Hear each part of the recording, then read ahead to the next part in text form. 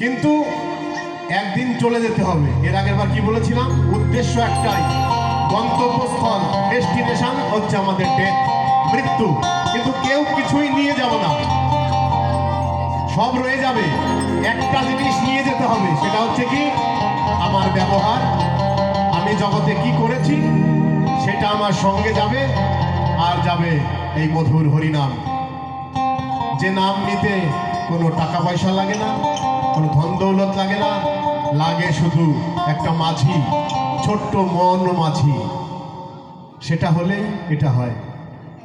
তাই সেই দিনের যাত্রায়, সেই যাত্রায় সঙ্গে কি লাগবে? করি লাগবে, কানা করি, বুটো কলসি, শ্মশান ঘাট।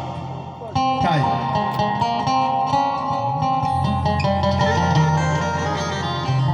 সঙ্গে নিও পারে করে যা কিছু দরকারি,